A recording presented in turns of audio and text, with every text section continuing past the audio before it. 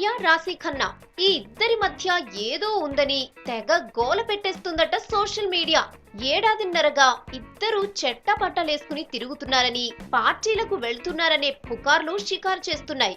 ఊహలు గుసగుసలాడే మూవీ దగ్గర నుంచి ఇద్దరి కెమిస్ట్రీ బాగా వర్కౌట్ అయిందని టాక్ కూడా నడుస్తోంది. ఈ ఢిల్లీ టాల్ కు యంగ్ హీరో తెగ నచ్చేశాడనేది కూడా ఎప్పటి నుంచో సర్క్యులర్ అవుతున్న సమాచారం. వీటన్నింటికి చెక్ పెడుతూ నోరు విప్పాడు నాగశౌర్య. మీకో విషయం చెప్తాను, 6 నెలలుగా రాశితో మాట్లాడిందే లేదు, మాట్లాడటమే కాదు కలిసింది కూడా లేదని క్లారిటీ ఇచ్చాడు ఈ హీరో. ఏడాదిన్నరగా వార్తలు వస్తున్న సంగతి పక్కన పెట్టి 6 నెలలుగా మాట్లాడిందే లేదు అని చెప్పడం చూస్తుంటే రీసెంట్ గా బ్రేకప్ అయిందా అనే మరో వాదన కూడా తెరపైకి తెచ్చారు మూవీ గాసిప్ రాయుళ్లు.